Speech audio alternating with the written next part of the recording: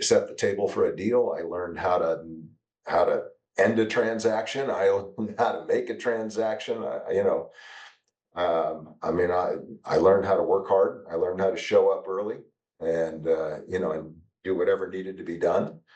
So I learned a lot. It sounds like he didn't hold back. You had to keep proving, and again, not bad, just different, right? Yeah. And it worked really well for me. I mean, one of the things that I liked about it was, your own success is dependent on your own performance. Your whether that's financial success, whatever kind of success you want, is dependent on your own performance. If you don't perform, you don't succeed. It enabled me to put people in the right positions.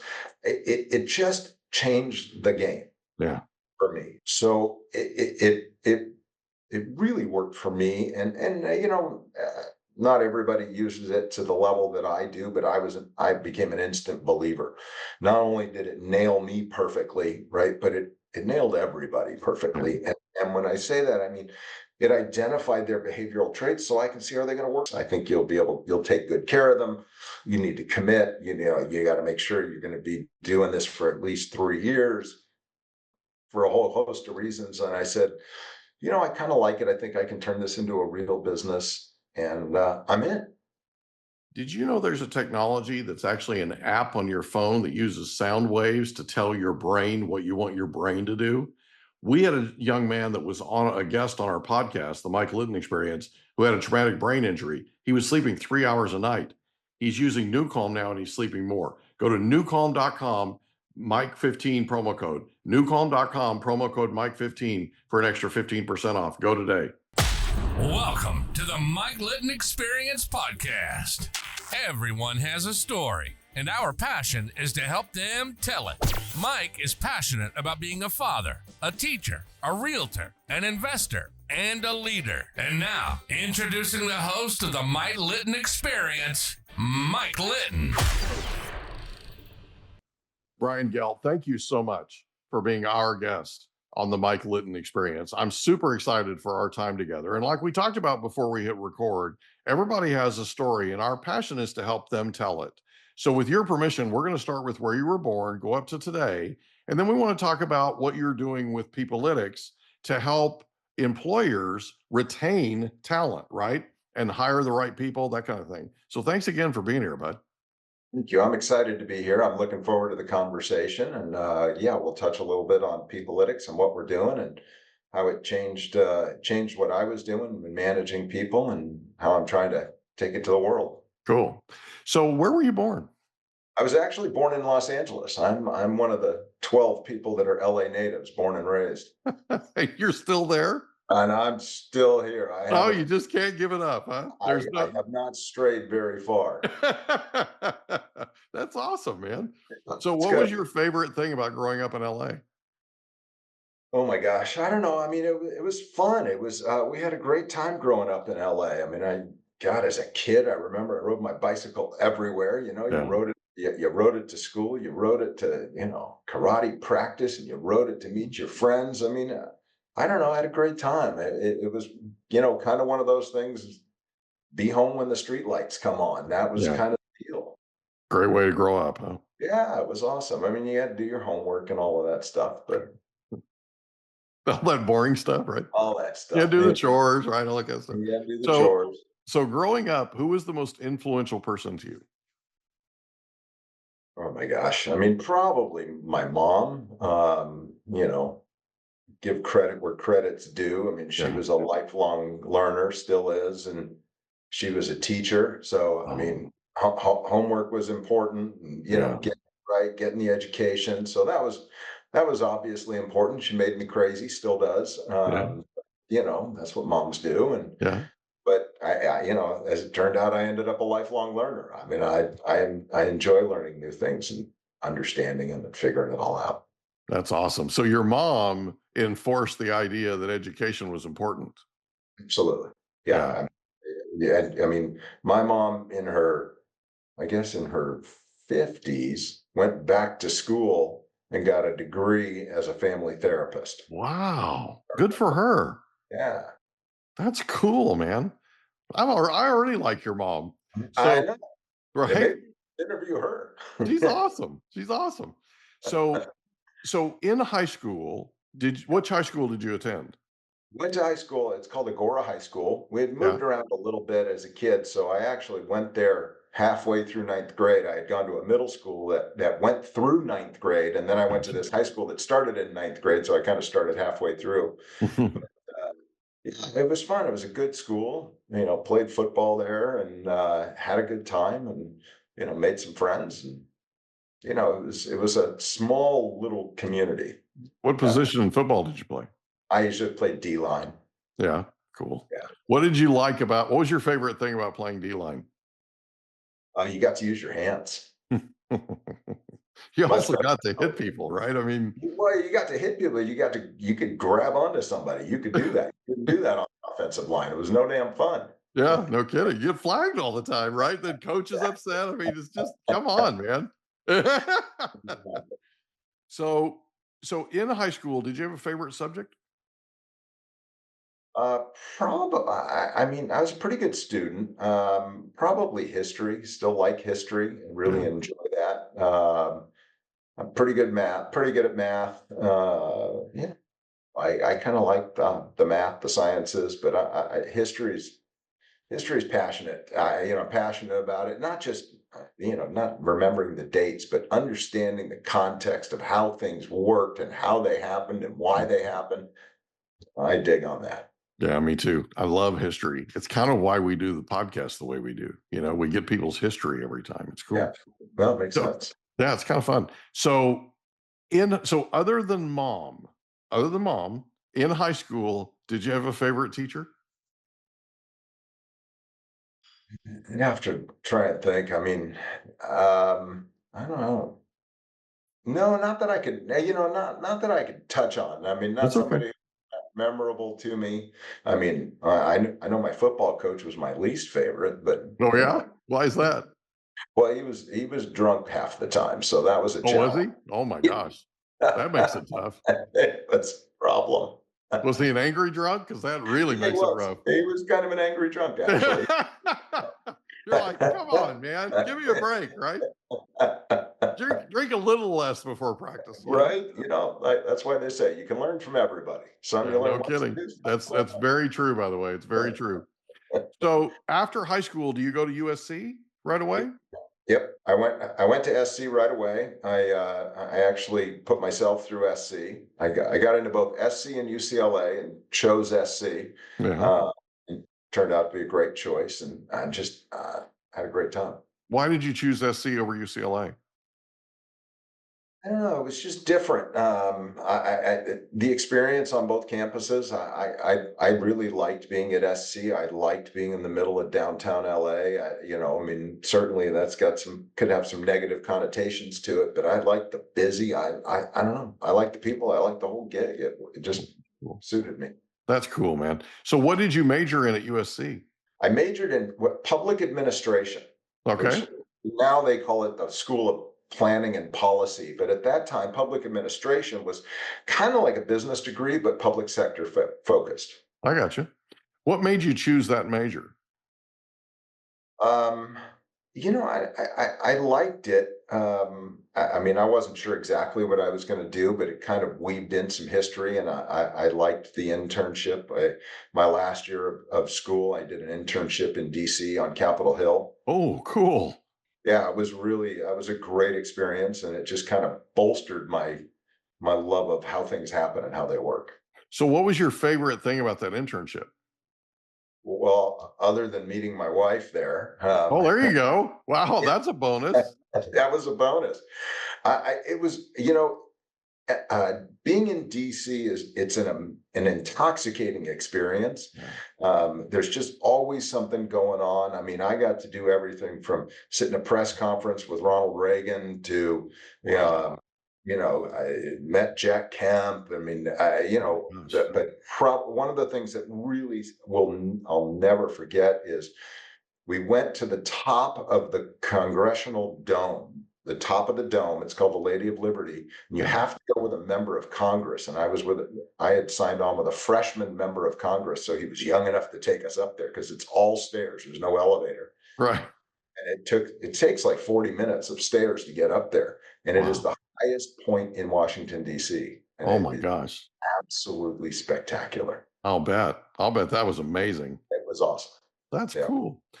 So you graduate with a degree in public administration. Where do you go after that? I had been working I had worked my way all the way through school, but particularly my last couple of years, I was kind of working full time, going to school full time, balancing it all out.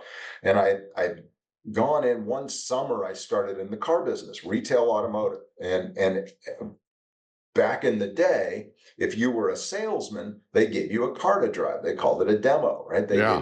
They gave you a car to drive, and my car had broken down and my job was so I went and I applied for this job, and I'll never forget, because I stayed friendly with the man for 20 years, but and he said, well, why don't you go see what other options are out there for you? And I said, well, why don't you just offer me the job and I'll start to work here? Yeah. He said, okay, right? I Oh, closed wow.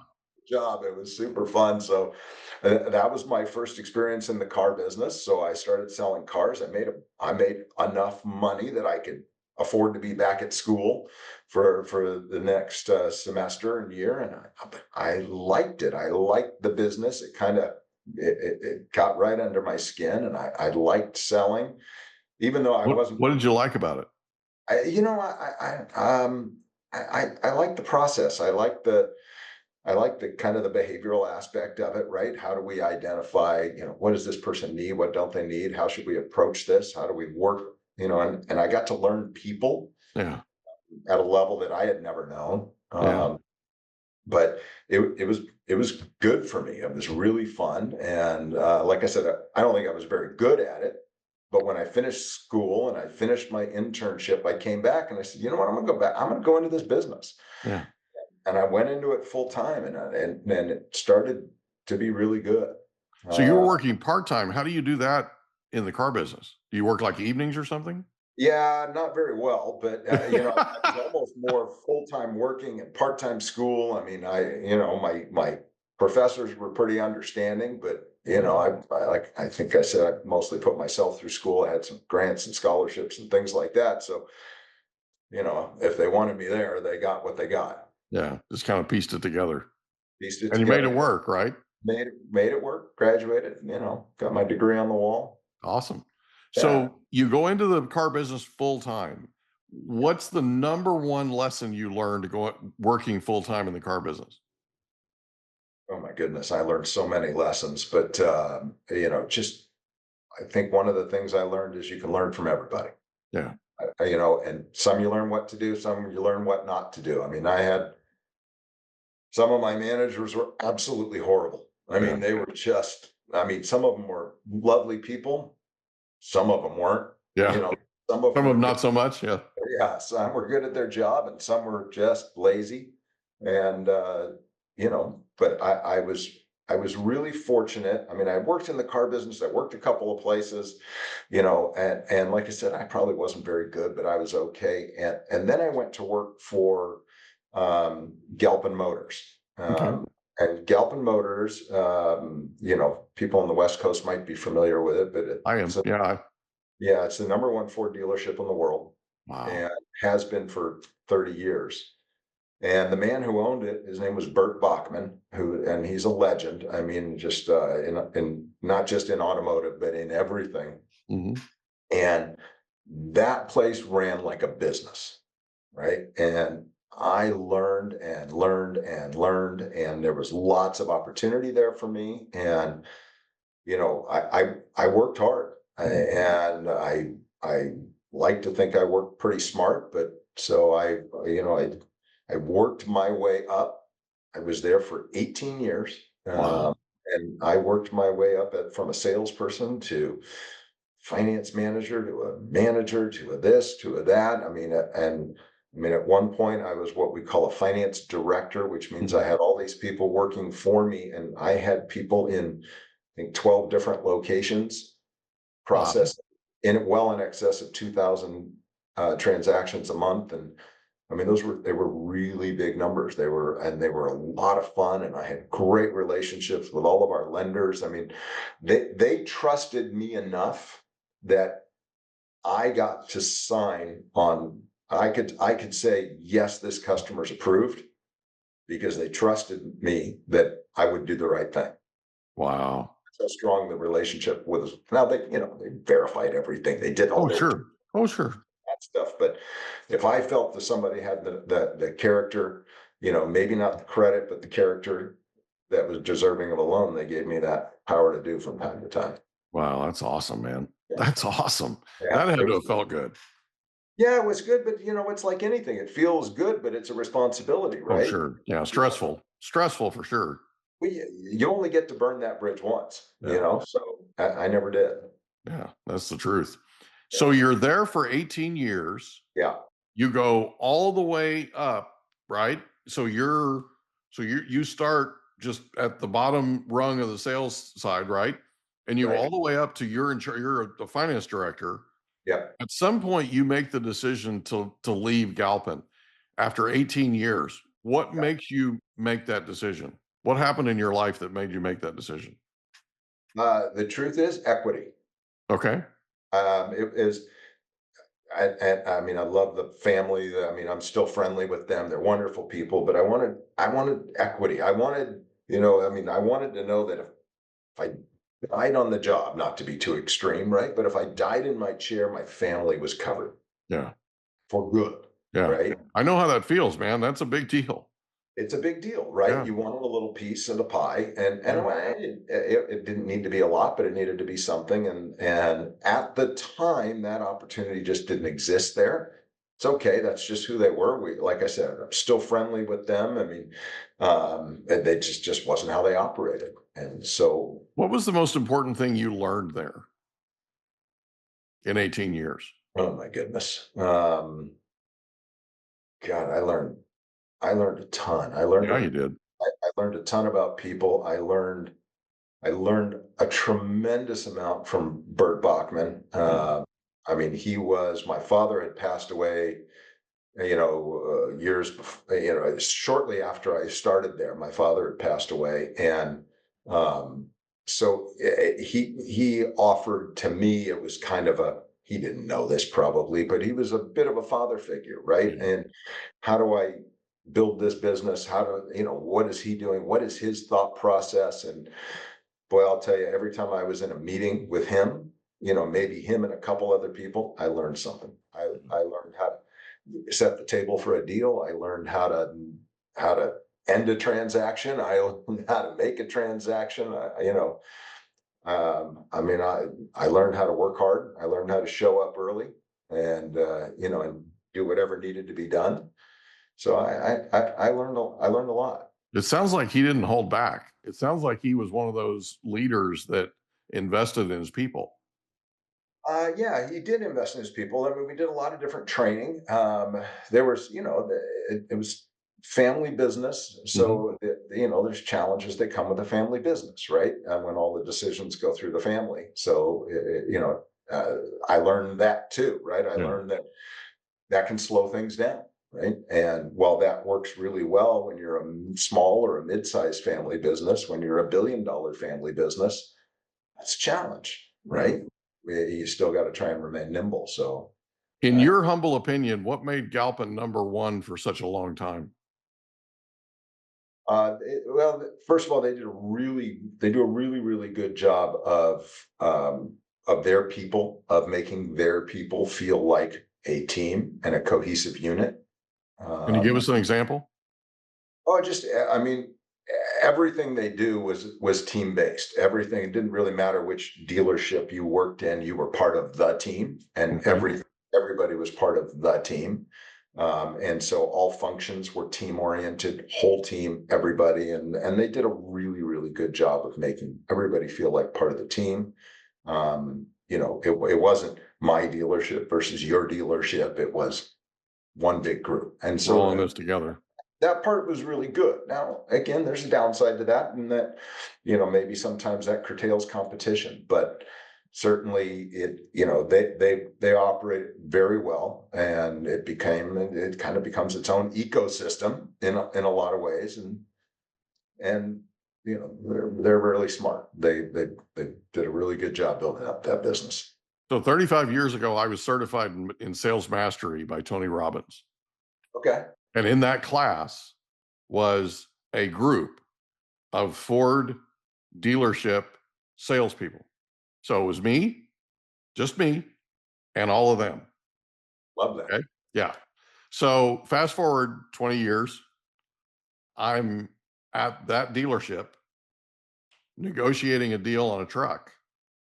And the general manager remembered me. He was the junior sales guy, like the brand new sales guy that was in this group of, I think it was 20 of them or something. It was crazy.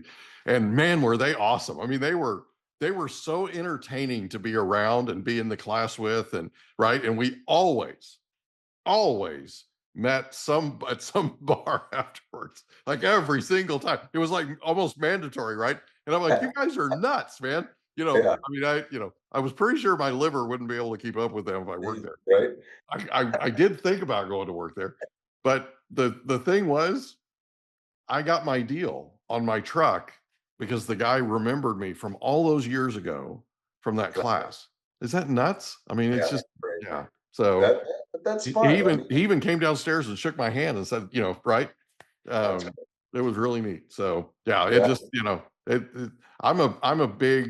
I'm a big fan of car dealerships and their salespeople. I just dig people, but I really dig them. You know what I mean?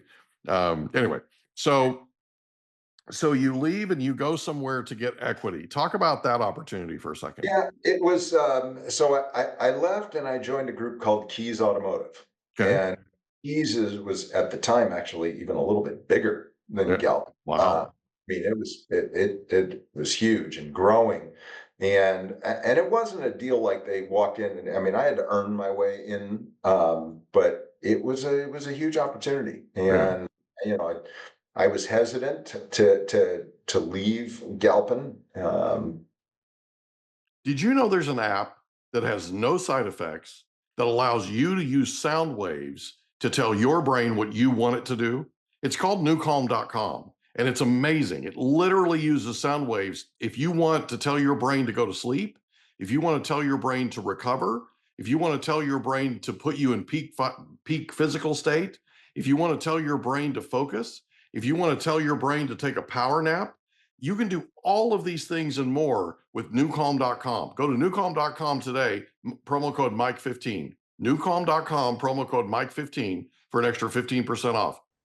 And ultimately it ended up being the right thing for me and for my family. And it was a different environment where there was, a lot of focus on you got to succeed, you got to perform. It's very performance oriented. Mm-hmm. And so I learned a lot there too, right? I learned a lot about, how do you stay sharp? How do you build a team? How do you develop your team? And how do you grow your team? What's next? I mean, it's always got to be better. So it's a different culture. It's a little bit different culture. Yeah. What was the biggest difference, culture to culture? I mean, and without getting too far or too far behind the scenes, I mean, Galpin kind of made it like once you were in, you were in. Mm-hmm.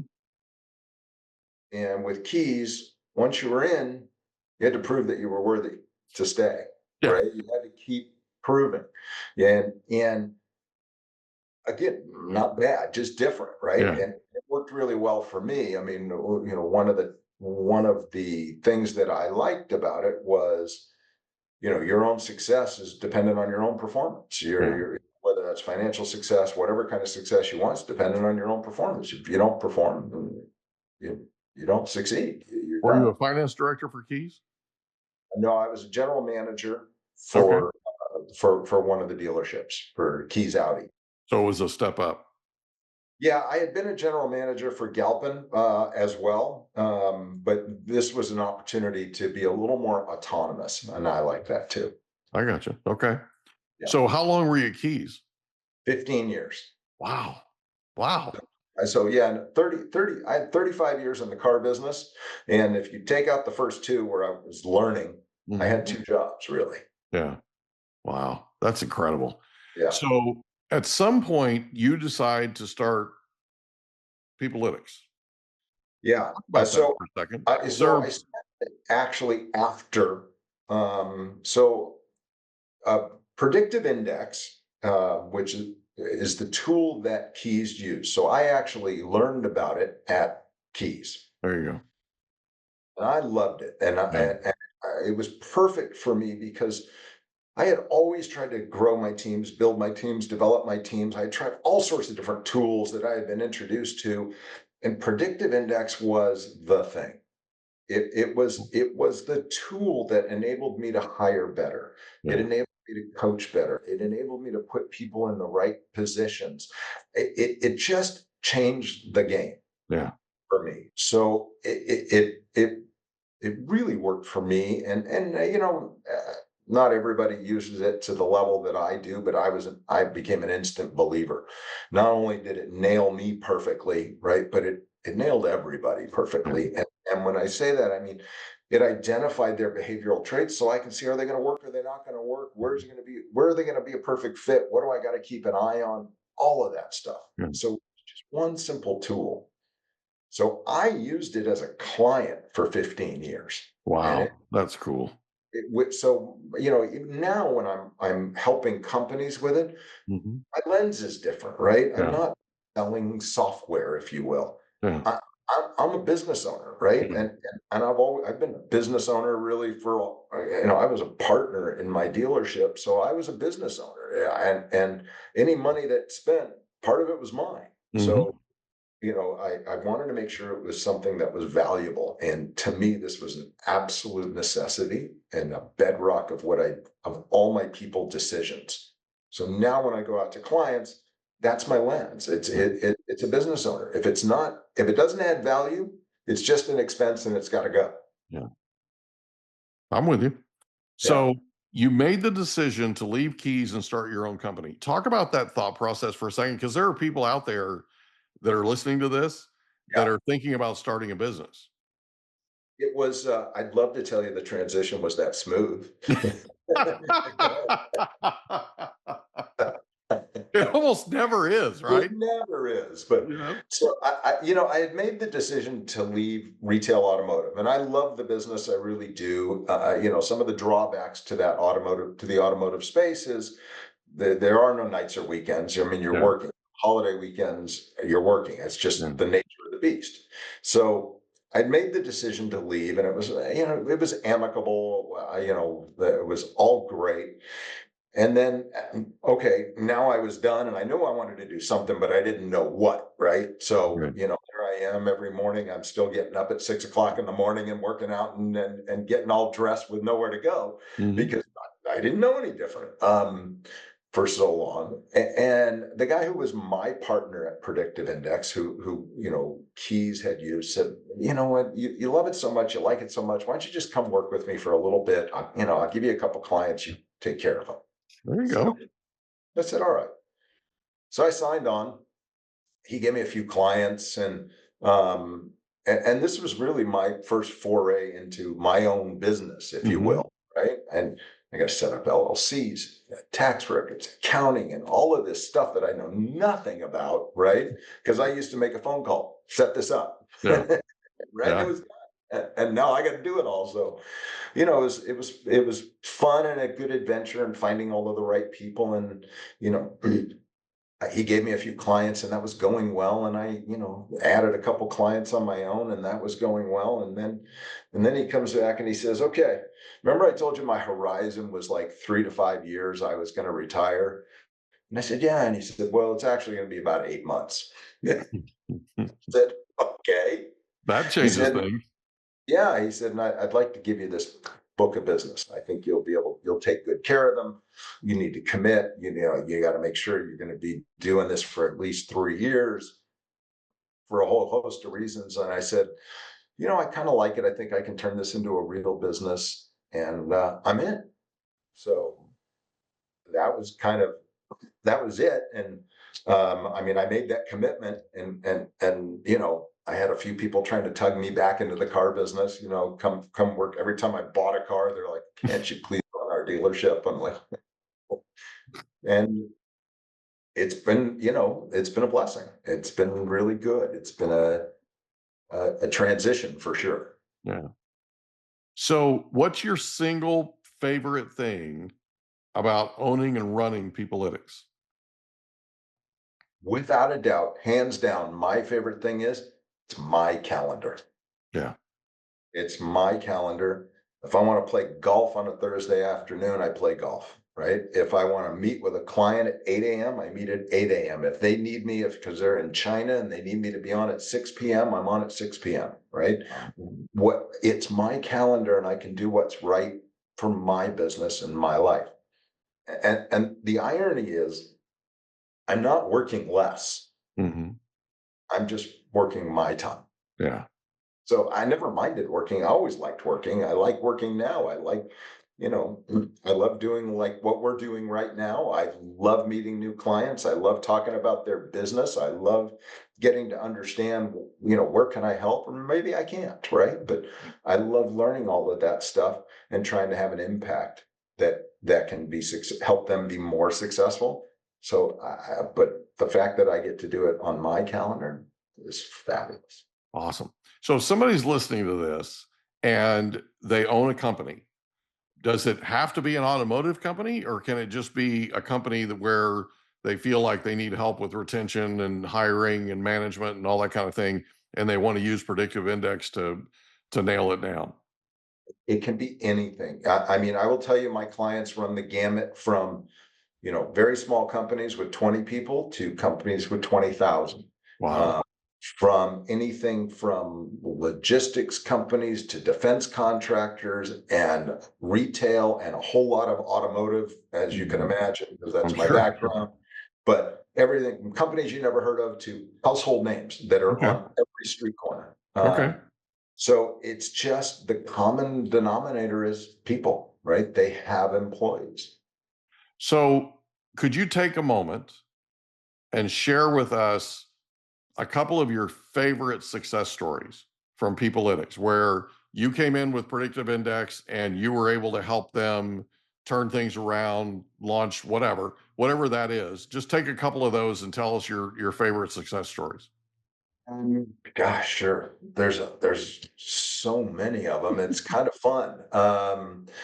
I'll give you an example. I work with a company. They're in kind of Northern California, and not automotive. They have pharmacies and they have all sorts of different businesses in the life medical sciences. Mhm. And they were good people, really good people, but they were struggling with some turnover. Mhm. And they were struggling with turnover in a particular area. And so when we were able to dig in, and one of the first things we do is we get them to identify the demands of the job. And when I say Mhm. the behavioral demands of the job, I'm not talking about a job description. Right. That's what we do, right? Yeah. That's which buttons do we push.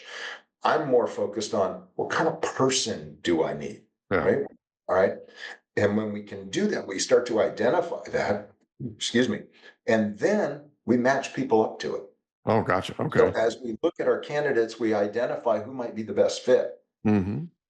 And the real benefit there is they take the coaching better, they take the training better, they like what they're doing. They show up at work going, I like this. Yeah. And when you start from there, it's all good, Yeah. right? Because when you have somebody who doesn't really like the work, Mhm. fine for 3 months, maybe Yeah. 4.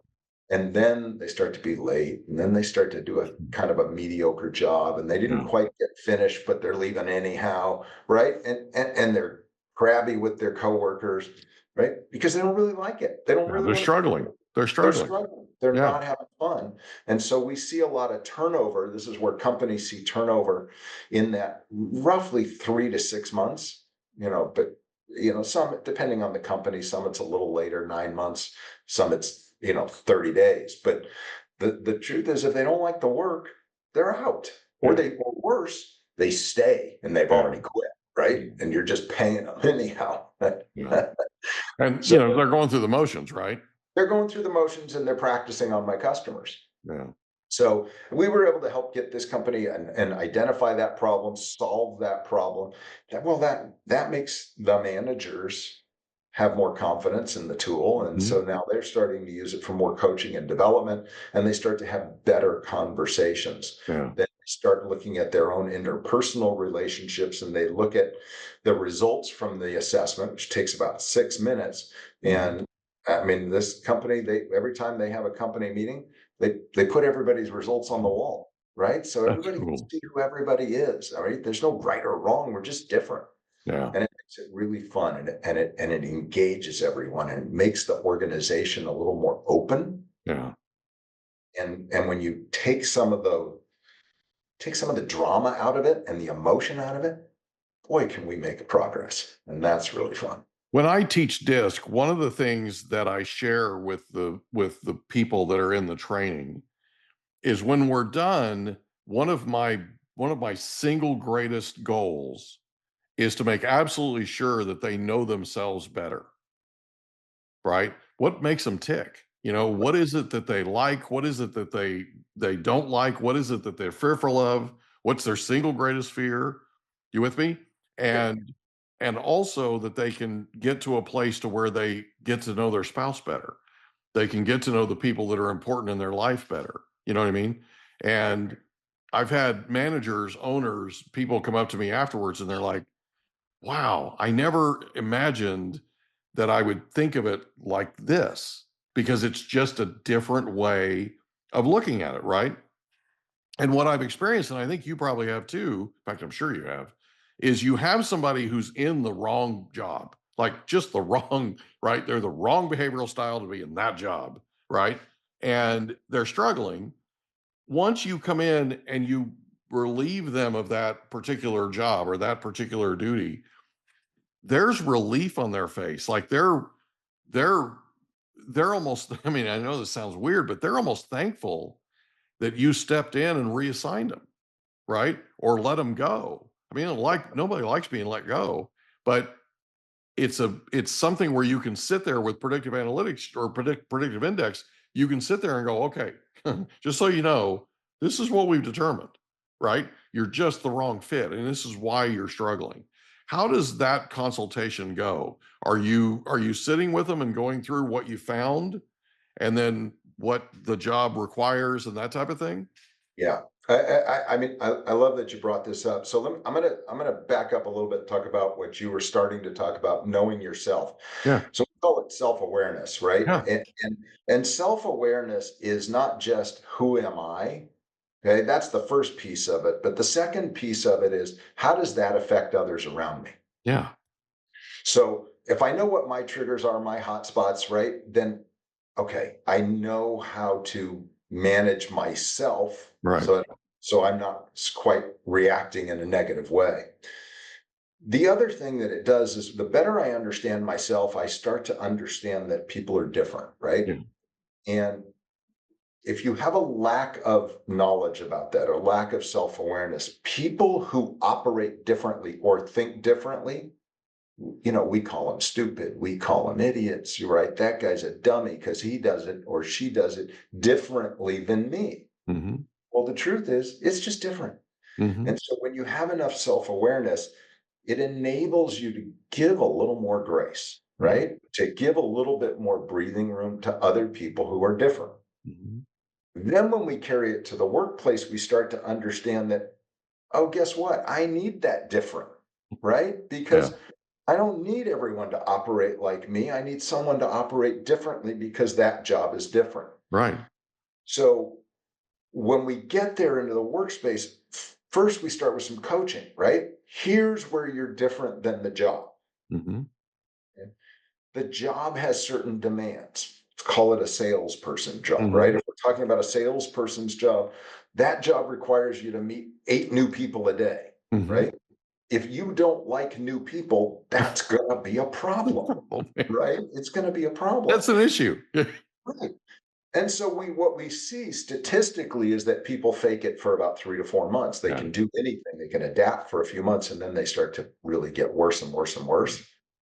So the first thing we can do is, we've got some tools that are built in to help coach and really help a manager coach that employee into the demands of the job. And it sounds more like, listen, hey, I know this is outside your comfort zone, but how do you think you could do this? How could, in that moment of truth, what could you do differently than you're doing? And sometimes people say, I don't want to do this. Yeah. Okay, let's make a change, right?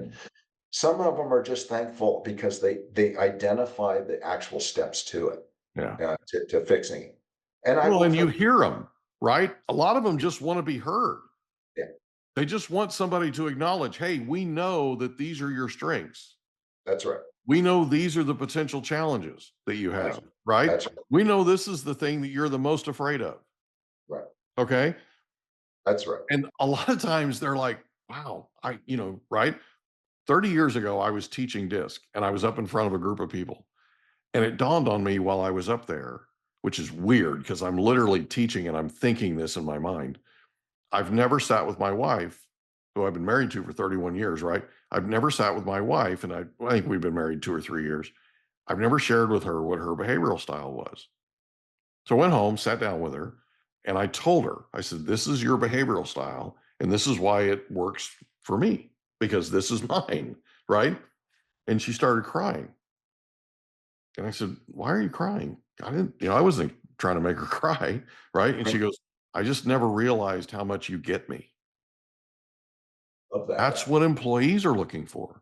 That's right. They're looking to connect, right? And they're looking for you to be able, or their manager, right, to sit with them, be able to sit with them and say, hey, here's what we know. Yeah. We know Absolutely. you're really good at this. That's exactly right. And part of what we do with Predictive Index is actually providing those tools, right? Because without the guide, without the help, most managers, right, their idea of coaching is, hey, I don't really care if you like people or don't like people, go talk to those people, right? And go fix your problem. But they don't really understand the problem or know how to fix it. So what we use these tools to do is slow it down a little bit and just say, hey, I get that this is maybe not your favorite part of the job, but it's an important part of the job. How can you? Not you do this, it's more, how can you? Teach me, tell me. And it's amazing how people buy in. And not only do they buy in, but they're more effective. They're more effective at the job. Yeah. And So I'm writing a book on the power of questions, partly because in these 300 plus episodes we've done, there's a thread running through this. And it's literally, if we care enough to ask, we'll engage them, right? And if we engage them and we continue to ask, we'll connect with them. And that's what they're looking for, right? They're looking for somebody, just like you had different managers and different owners and that kind of thing, right? You had people that you connected with. I mean, when you talk about the owner of Galpin, you kind of glow a little. You have a little bit of a twinkle in your eye. Okay. That's the way people want their managers to be. They want to be able to talk about them in a way to where they are happy, they're proud, they're connected, they're right. They know that they're valued. That's exactly right. And if ultimately you got to make a change, you got to make a change, right? You got to do, that happens. But, I have certainly moved people from one job to another job that I thought would better suit them. Yeah. And they thrive. Yeah. And there's just nothing better. And by the way, they're a walking billboard for your company, right? Yeah. Like they cared enough about me to help me try this. Yeah, especially if you consult with them and it becomes their idea to make the move. That's the most masterful way to do anything you're going to do. And it doesn't matter whether it's your employees, your bosses, That's right. the owners of your company, your wife, your husband, your children, right? I mean, we all have the capability through the power of questions to connect. We absolutely do. We just have to learn how to do it and get good at it and care enough to do it, And that's a really important part. It takes more energy and more interest and more care to ask than to tell. Yeah. Right? Because if I just tell, I can bark at you for a minute and then I'm done, right? Yeah. I've done my part. It's Yep. all on you now. Yep. Well, It's off my plate. that's right. It's all your problem, but it's just not very effective. And it's No. more effective if I invest a few minutes, right? And it doesn't always take a long time to ask, to understand, to learn, right? And then we can help diagnose and solve the problem together. Yeah. And if we do that, it sticks. And Yeah. I don't have to go back 10 minutes later or 10 days later and do it again and bark at you again because it didn't take the first time. So I'm going to yell at you some more. It's just never going to work. That's my single favorite thing about your company and your approach, and exactly you, right? Is you're literally putting the tools for these managers to become consultants, basically, right? And coaches, right? And engage them to where they're engaging their people in a way that just absolutely wins, right? And it's a big deal. It's a big deal. So if people are listening to this, and I can't imagine anybody's listening to this that wouldn't want to work with you, but if people are listening to this and they need your kind of help with Predictive Index, People-Alytics, right? How do they reach you? You can reach me on LinkedIn. I can give you all my contact info. They can send me an email. Heck, I'll give you my cell number. They can call me there. Okay, awesome. And if you have a listener that wants to try it, I'll set up a free trial. Let them see how it works. Let them try it on their own for a bit, and we'll help them get all set up and see if there's value there for them. Awesome. Sounds great. Brian Gelt, thank you so much for being our guest on the Mike Litton Experience. This has been a lot of fun, man. Me too. Thank you for having me. It's been great. Can I ask you a question? Did you know that there's a technology that uses sound waves that'll tell your brain what to do? There literally is. It's called newcalm.com. It can tell your brain to heal, tell your brain to sleep, tell your brain to do all kinds of things. It can get you fired up. It can be a pre-workout. Newcalm.com. And the promo code is Mike15. Newcalm.com, promo code Mike15 for an extra 15% off. Go today. And that's a wrap. Another episode of the Mike Litton Experience in the books. Reach out to Mike on Instagram at the Mike Litton Experience.